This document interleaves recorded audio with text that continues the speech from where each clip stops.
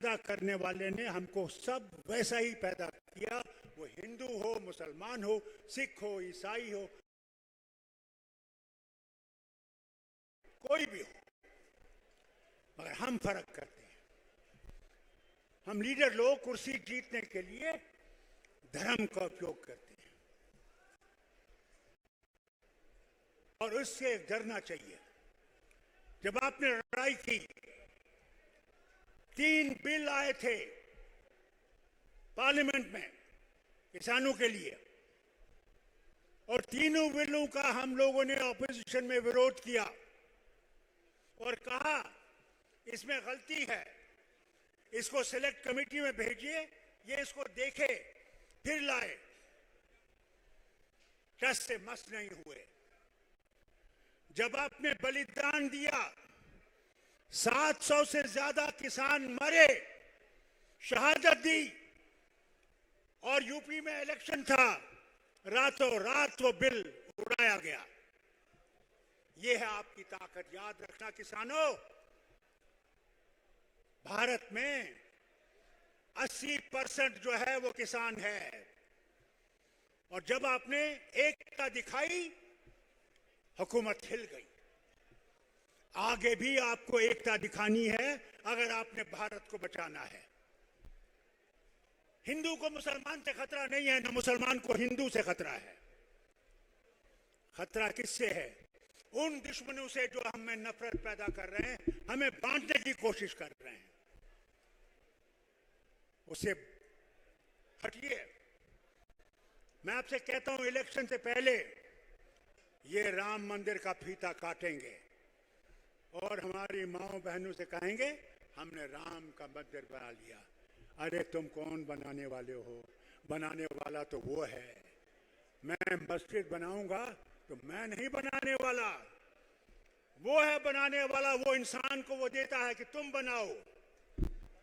इससे खबरदार उस चक्कर में नहीं आना। अभी बिल पास हुआ है हमारी बहनों को हक देने का, उनकी ताकत को कबूल करने का, पास हो गई। उसमें 2 लोगों की औरतें जो है उनको नहीं दिया, एक ओबीसी, एक मुसलमान। क्या वो यहां के लोग नहीं है? क्या फारूक अब्दुल्ला यहां का नहीं है? पैदा यहां है, मरना यहां है, इसी जमीन में जाना है, फिर भी शक करोगे? इसलिए मैं आपसे कहना चाहता हूं, ये वही जुमला है जिस तरह आप सबसे कहा गया था, हमसे भी कहा गया था कि 15 लाख रुपया हम लाएंगे, काला पैसा। 15 लाख रुपया जो है हर एक के अकाउंट में आएगा। किधर है वो 15 लाख रुपया? किधर है? किसी के खाते में आया? और फिर कहते हैं वो ये जुमला था। अभी बड़े जुमले आएंगे इलेक्शन से पहले, ठहर जाओ आप। मगर हिम्मत रखना। और मैं इन सारे लीडरों से कहना चाहता हूं, भारत की जितनी भी ऑपोजिशन है, ये ना समझना कि तुम अकेले जीत सकोगे।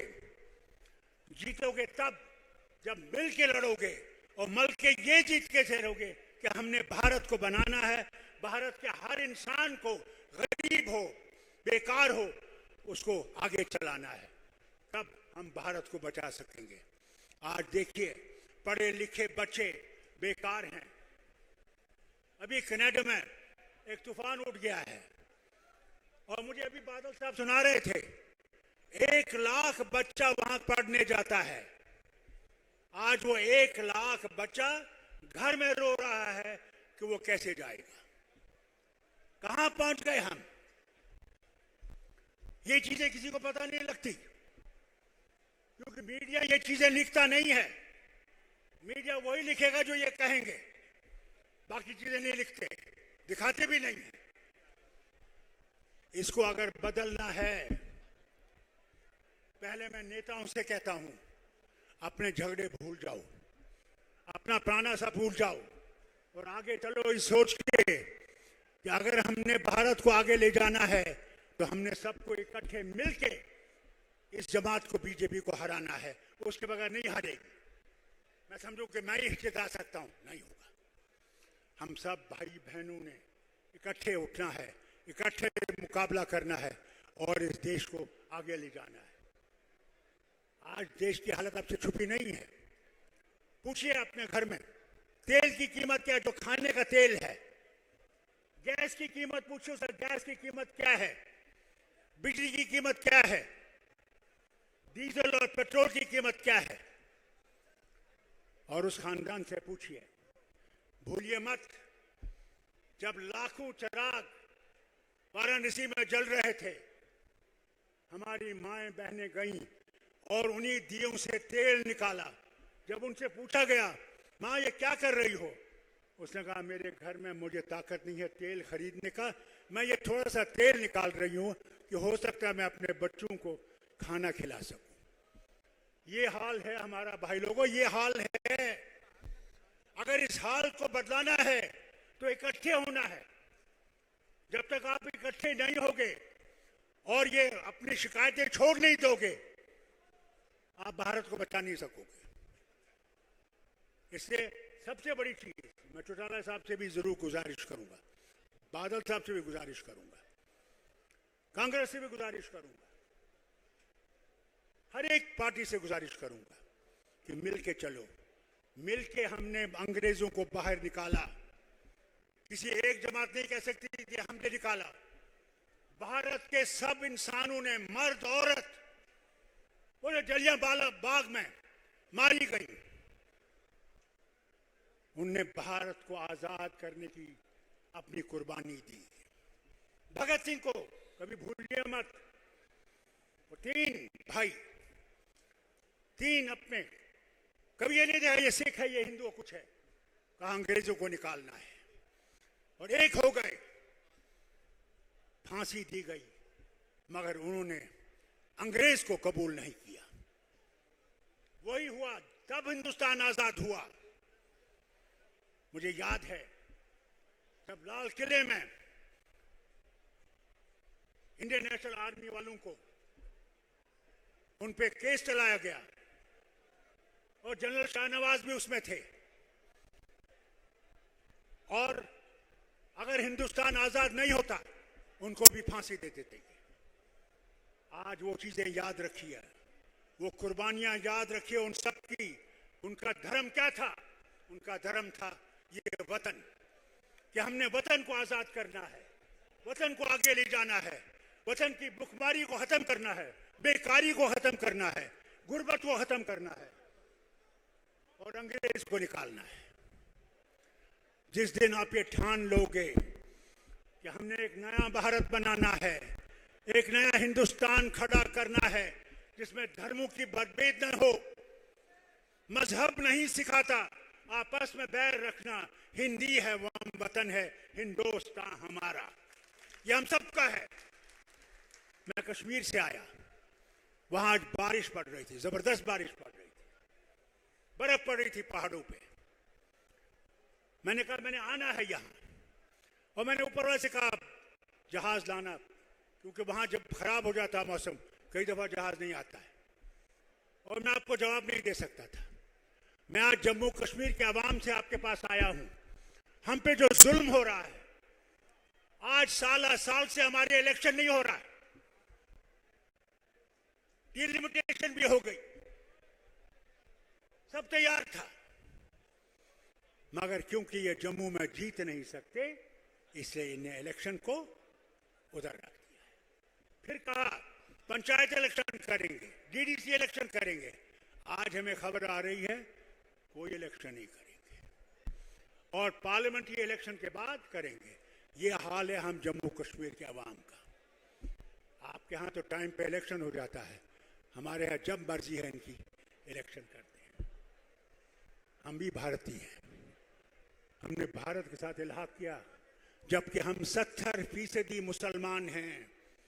हम पाकिस्तान नहीं गए, हमने पाकिस्तान नहीं माना, हमने टू नेशन थ्योरी नहीं मानी, हमने जिन्ना साहब के पास नहीं गए, हमने महात्मा गांधी और जवाहरलाल नेहरू का हाथ पकड़ के हिंदुस्तान के साथ शामिल हुए, इस भारत के साथ शामिल हुए।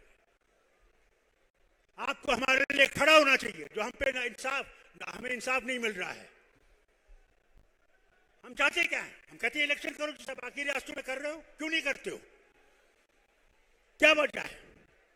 पहले कहा डिलिमिटेशन होनी चाहिए, वो भी हो गया, फिर भी नहीं कर रहे हो। और कहते थे कि 370 जो है यही वजह है, वहां आतंकवाद है। अरे भाई 2019 से तो तुमने हटा दिया, तो आज भी जो वो फौजी दो मर गए, कर्नल और मेजर, और एक हमारा कश्मीर पुलिस का मुसलमान डीएसपी, तो वो कैसे मरे? तुम तो कहते थे हम जिम्मेवार है आतंकवाद के, आज तो तुम हुकूमत कर रहे हो, सारा तुम्हारे पास है, फिर भी कंट्रोल नहीं कर सकते। अफसोस है मुझे।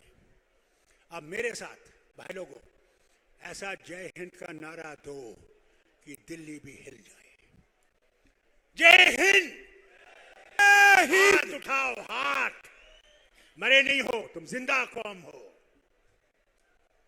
जय हिंद, जय हिंद, जय हिंद, जय हिंद। देवीलाल जी अमर रहे, देवीलाल जी अमर रहे, देवीलाल जी अमर रहे। लोकदल जिंदाबाद, लोकदल जिंदाबाद, हरियाणा जिंदाबाद। बहुत बहुत शुक्रिया, जय हिंद। डॉक्टर फारूक अब्दुल्ला जिंदाबाद, जिंदाबाद, जिंदाबाद। आपके इंतजार की घड़ियां खत्म हुई। अब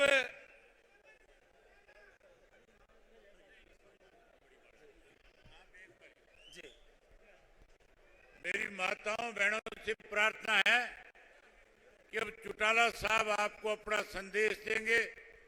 आप अपनी जगह पे बैठे और चौटाला साहब का संदेश पूरा सुन करके उसके बाद आप जाएं, ताकि पूरे प्रदेश के अंदर चौटाला साहब का दिया हुआ संदेश पूरे प्रदेश में जाने का काम करे।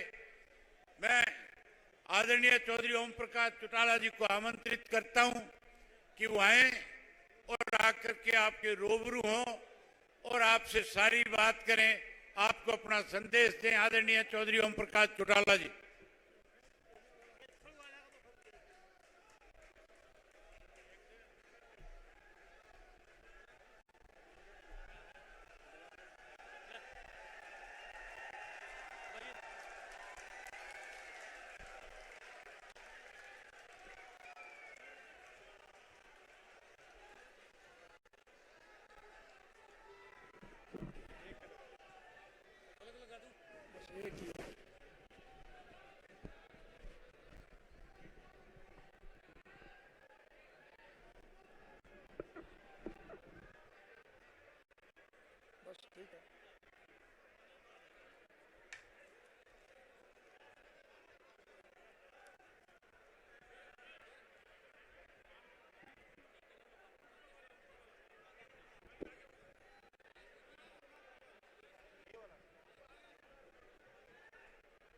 सम्मानित मंच,